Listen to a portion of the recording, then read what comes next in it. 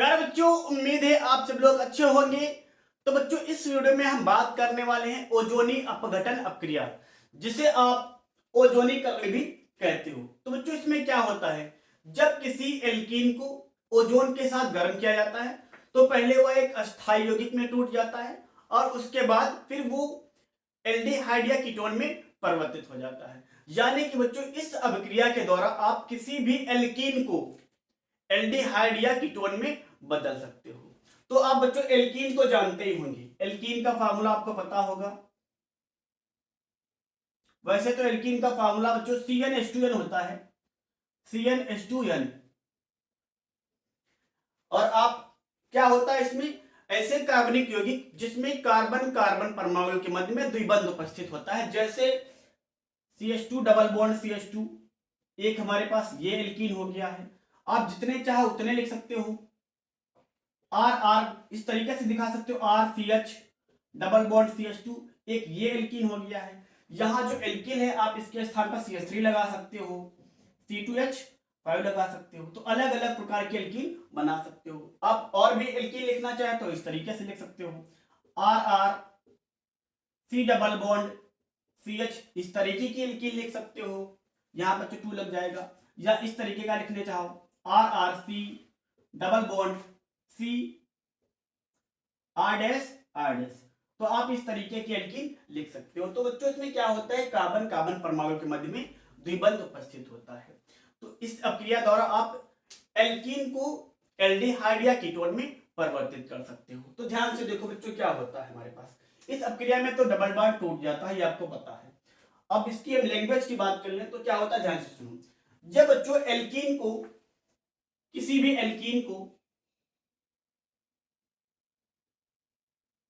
आप कोई भी एल्कीन लिख सकते हो, एक 2 कार्बन का एल्कीन, 3 कार्बन का, 4 कार्बन का, इस तरीके से जितने एल्कीन हो आप कोई भी लिख सकते हो।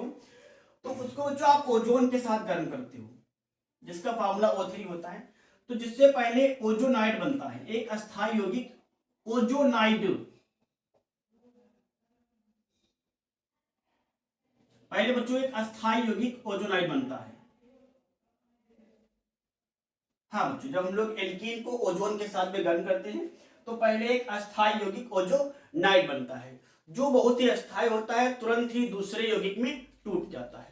जब इस अस्थायी यौगिक को जिंक और जल की उपस्थिति में, जिंक और जल के मिश्रण की उपस्थिति में बच्चों, जिंक के द्वारा, हाँ हाइड्रोजन के द्वारा अपचयन करते हैं, हाइड्रोजन के द्वारा अपचयन करते हैं, जो हमारे पास अस्थायी ओजोनाइड बना था, इसका जिंक और जल के मिश्रण की उपस्थिति में इसका अपचयन करते हैं।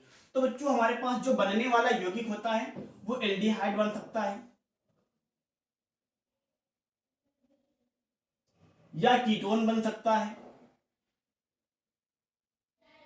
एल्डिहाइड बच्चों बन सकता है या कीटोन बन सकता है, या एल्डिहाइड और कीटोन, एल्डिहाइड और कीटोन, एल्डिहाइड और कीटोन दोनों का मिश्रण बन सकता है, यानी कि एक एल्डिहाइड और एक कीटोन बन सकता है। तो बच्चों, ये अपक्रिया होती है, यानी कि जब किसी एल्कीन को ओजोन के साथ CCl4 की उपस्थिति में, हाँ बच्चों यहाँ पर जो उपस्थिति होती है पहले स्टेप में, CCl4 की उपस्थिति में एल्कीन को ओजोन के साथ CCl4 की उपस्थिति में गर्म करते हैं, तो जिससे एल्कीन ओजोनाइड बनता है।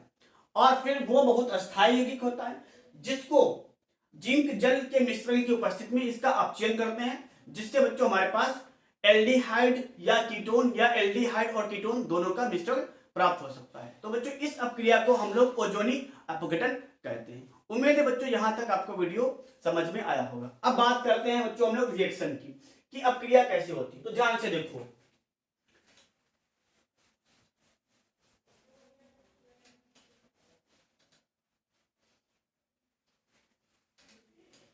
तो बच्चों हम लोग सबसे इजी एल्कीन को लेकर हम पहले रिएक्शन की बात करेंगे, एथीन, यानी कि CH2 डबल बॉन्ड CH2। अब जब आप इसको ओजोन के साथ यानी कि O3 के साथ गर्म करते हैं, CCl4 की उपस्थिति, कार्बन टेट्राक्लोराइड, तो हमारे पास क्या होता है, ये डबल बॉन्ड हमारे पास जो उपस्थित होता है, कार्बन कार्बन परमाणु के मध्य में द्विबंध उपस्थित होता है, ये टूट जाता है। तो इस तरीके से दोनों हमारे पास कंपाउंड बचते हैं, क्योंकि हमारे पास जो कार्बन कार्बन परमाणु के मध्य में द्विबंध उपस्थित होता है वो टूट जाता है, जिससे हमारे पास कार्बन, दोनों कार्बन की वैलेंसी खाली हो जाती है। इस वाले कार्बन की बात करें तो हमारे पास एक एक हाइड्रोजन बचता है इस तरीके से, और इस वाले कार्बन के साथ भी एक एक हाइड्रोजन बच जाता है, जिससे दोनों कार्बन की वैलेंसी दो दो वैलेंसी बच्चों खाली हो जाती है।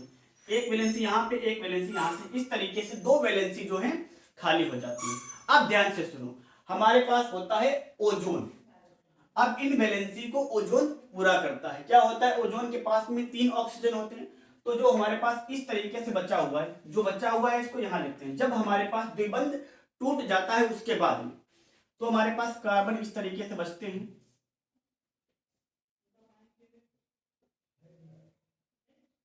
अब इनकी वैलेंसी जो खाली होती है, इनको पूरा कर देता है ये तीनों ऑक्सीजन। तो पहला ऑक्सीजन यहां पे लगता है, जिससे इस कार्बन की एक वैलेंसी, दोनों कार्बन की एक एक वैलेंसी पूरी हो जाती है। पहले बच्चों दो वैलेंसी दोनों कार्बन की खाली हुई थी, अब यहाँ पे एक इसकी भी पूरी हो गई, एक इसकी भी पूरी हो गई। अभी भी हमारे पास दोनों कार्बन में एक एक वैलेंसी खाली पड़ी है, क्योंकि कार्बन के पास में 4 संयोजकता होती है, तो अभी भी 1 2 3 एक खाली है, इसमें भी खाली पड़ी है। तो हमारे पास अभी 2 ऑक्सीजन और है, तो दोनों वैलेंसी के साथ में एक एक ऑक्सीजन लगा देते हैं, जिससे हमने तीनों ऑक्सीजन यूज कर लिए हैं। अब आगे का स्टेप देखो बच्चों, हमारे पास कार्बन की तो वैलेंसी पूरी हो जाती है, 1 2 3 4, यहां पर भी 1 2 3 4, ये वाले ऑक्सीजन की एक एक वैलेंसी बच जाती है, जिससे दोनों ऑक्सीजन आपस में जुड़कर इस तरीके का एक संरचना बनाते हैं। तो हमारे पास ये होता है एल्कीन ओजोनाइड, ओजोनाइड, ओजोनाइड। तो बच्चों इस तरीके से हमारे पास ये अस्थायी यौगिक बन जाता है। अब क्या होता है दूसरे स्टेप की बात में, यहां पर आप जिंक और जल का मिश्रण ले लो, जिंक और जल का मिश्रण ले लोगे, यानी कि जिंक और जल की उपस्थिति में इसका आप अपचयन करोगे। क्या करोगे, अपचयन करोगे, जिससे ये स्ट्रक्चर दो भागों में डिवाइड हो जाती है। इधर का यौगिक टूट, इधर का यौगिक अलग हो जाता है, और उधर का यौगिक इस तरीके से टूट जाता है। कब टूटता है, जब आप ये अस्थायी यौगिक जो बना है हमारे पास,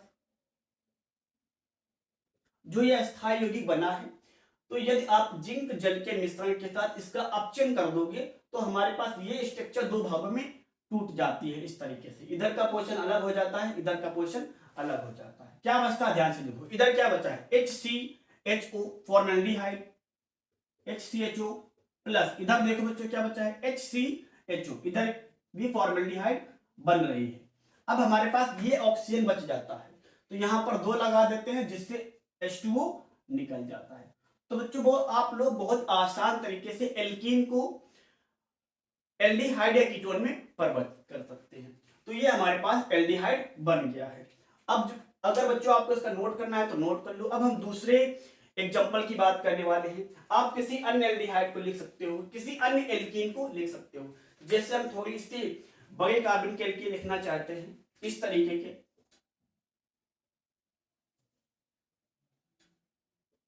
RCH double bond CHR dash. यहां पे बच्चों जो हमने एल्किल यूज किए हैं दोनों अलग अलग हैं। अगर सेम होते तो यहां पर डैश नहीं लगाते। अगर एक CH3 होगा तो एक C2H5 होगा।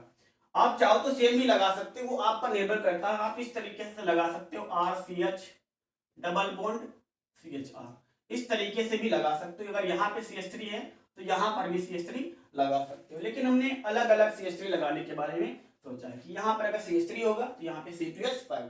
फिलहाल आप दोनों सेम लगा सकते हो, जैसे यहाँ पे CH3 है तो यहाँ पे CH3 लगा सकते हो, कोई प्रॉब्लम नहीं है। हम इसको लेकर चलेंगे। अब क्या करेंगे, ध्यान से देखो, इसको उसी तरीके से ओजोन के साथ में गर्म करेंगे, यानी कि O3 के साथ में गर्म करेंगे। उपस्थिति होगी CCl4 की।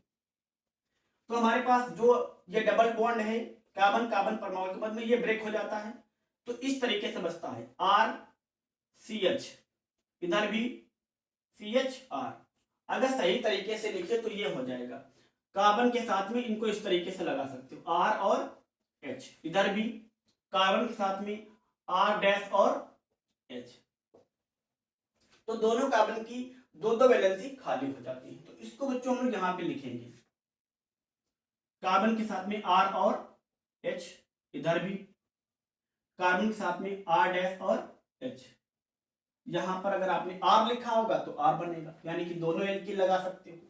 अब क्या होगा, हमारे पास उसी तरीके से अभी 3 ऑक्सीजन है, तो एक ऑक्सीजन यहाँ पे लग जाता है, जिससे एक ये वैलेंसी कार्बन की पूरी हो जाती है। अभी भी एक एक वैलेंसी खाली है, तो 2 ऑक्सीजन और हमारे पास शेष बचे हुए हैं, तो एक एक यहाँ लगा देते हैं, तो कार्बन की वैलेंसी पूरी हो जाती है। अब क्या होता है बच्चों, ध्यान से सुनो, अब ये दोनों ऑक्सीजन आपस में जुड़ जाते हैं, जिससे इस तरह का हमारे पास सभी कार्बन और ऑक्सीजन की वैलेंसी पूरी हो जाती है। इसके बाद में इस तरह का हमारे पास एक ओजोनाइड बनता है, जो कि अस्थायी यौगिक होता है। कैसा यौगिक होता है? अस्थायी। अब ध्यान से सुनो, इसको करेंगे जिंक जल के मिश्रण के साथ में, जिंक और जल का मिश्रण ले लेंगे हम लोग, इसकी उपस्थिति लगाएंगे और इसका कर देंगे अपचयन। इसका क्या करेंगे बच्चों हम लोग? अपचयन, जिससे हमारे पास इधर का स्ट्रक्चर और उधर का स्ट्रक्चर ब्रेक हो जाएगा। इधर क्या बचा है, ध्यान से देखो, RCHO, RCHO प्लस उधर क्या बचा बच्चों, RCHO, लेकिन उधर हमने लिया है R-CHO। तो इस तरह, और हमारे पास ये ऑक्सीजन बचा है, तो यहाँ पर 2 लगा देंगे और जल इस तरीके से निकल जाएगा। तो यहाँ भी बच्चों क्या बना है, दोनों एल्डिहाइड बने हैं, लेकिन यहाँ पर दोनों एल्डिहाइड भिन्न भिन्न है। क्यों भिन्न है? क्योंकि हमने जो एल्किल यहाँ पे यूज किया है वो अलग अलग ले रखा है। अगर आप सेम एल्किल लगाओगे तो दोनों सेम एल्डिहाइड बनेंगे। जैसे हमने यहाँ पे अगर यूज कर लिया है CH3, यहाँ पे यूज किया है C2H5, यानी कि जो R था ये हमने ले रखा है CH3, जो R डैश था ये यूज किया है C2H5। तो यहाँ पे क्या होगा, R के स्थान पर CH3 यानी कि CH3CHO, और यहाँ पे हो जाएगा C2H5CHO। तो इस तरीके से जो एल्डिहाइड बन जाएंगे, ये हो जाएगा बच्चों एस्टल्डिहाइड। ये 3 कार्बन मेथ एथ प्रोपेल्डिहाइड, तो अलग अलग एल्डिहाइड बन जाते हैं। अब बच्चों आपको क्या करना है, कीटोन बनाना है। आप क्या करना चाहते हैं कि हमें कीटोन चाहिए, तो क्या करेंगे, ध्यान से देखो, अगर इसे नोट करना है तो नोट कर लीजिए, हम इसे मिटा दे रहे हैं।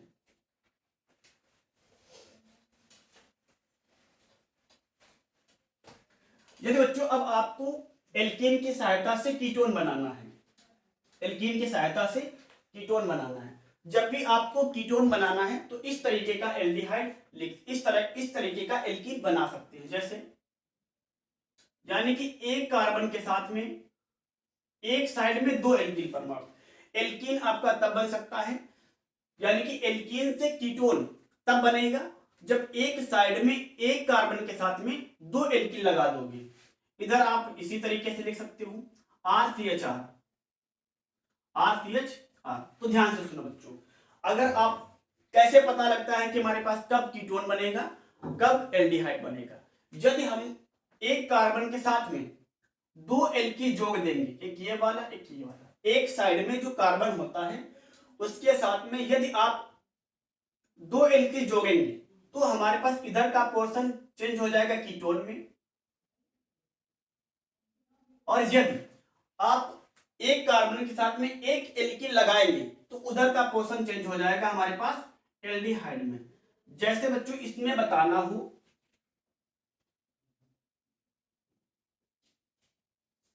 कि हमारे पास एल्डिहाइड बनेगा या कीटोन बनेगा, तो आप आसान तरीके से बता सकते हो कि इसमें दोनों साइड में कीटोन ही बनेगा, क्योंकि हमारे पास जो ये कार्बन है इसके साथ में दोनों R समूह जुड़े हुए हैं, तो ये वाला हिस्सा भी कीटोन में चेंज हो जाएगा, और उधर भी जो कार्बन है इसके साथ में दोनों एल्किल हैं, तो ये वाला भी हमारे पास कीटोन में चेंज हो जाएगा। अगर इस तरीके से हो RCH डबल बॉन्ड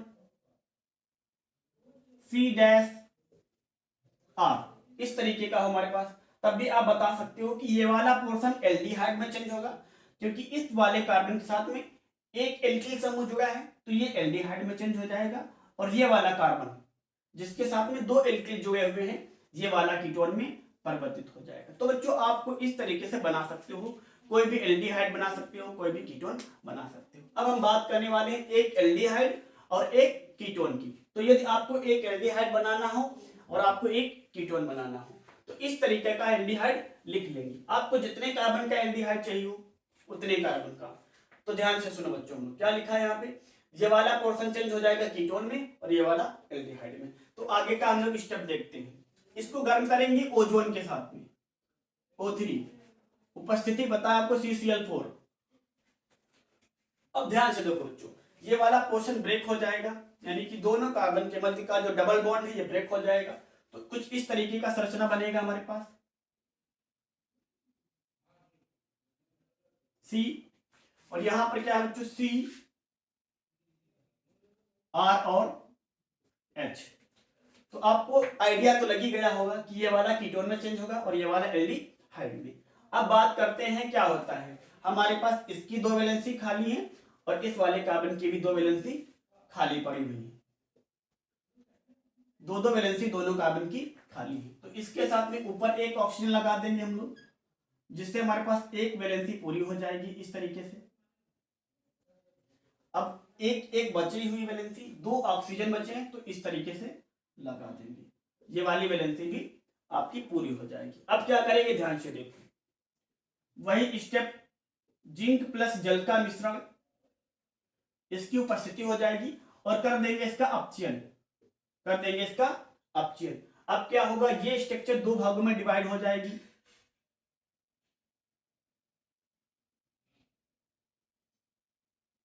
तो इधर का बच्चों क्या बचा, RCr RCr और डबल बॉन्ड के साथ में O जुड़ जाएगा, या आप इसको इस तरीके से लिख सकते हो,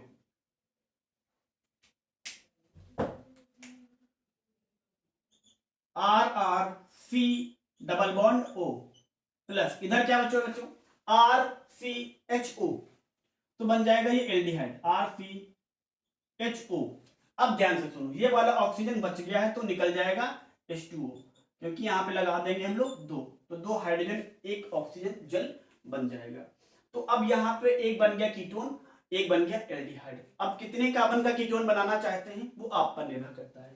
यदि यहाँ पे दोनों जगह पर CH3 लगा देंगे और यहां पर भी CH3 लगा देंगे, यानी कि ये वाला एल्किल दोनों CH3, ये वाला भी CH3, तो ये हो जाएगा CH3 CH3 C double bond O, तो बन जाएगा ये एसीटोन। क्या बन जाएगा बच्चों, ये एसीटोन। और यहां पर भी हमने CH3 लगाया है तो हो जाएगा CH3 CHO, तो ये बन जाएगा बच्चों एसिटाल्डिहाइड। तो इस तरीके से आप एक एल्डिहाइड और एक कीटोन बना सकते हो। अगर दोनों एल्डिहाइड बनाना है तो पता है दोनों कार्बन के साथ में एक एक R होना चाहिए। यदि आप दोनों कीटोन बनाना चाहते हो तो हमारे पास जो दोनों कार्बन है उनके साथ में दो दो एल्किल समूह लगे हुए होने चाहिए। तो बच्चों अगर इसको नोट करना है तो आप नोट कर सकते हो। अब हम बात करने वाले हैं दोनों, यानी कि एल्कीन की सहायता से दोनों कीटोन बन जाए, एल्कीन की सहायता से दोनों कीटोन बनाएंगे।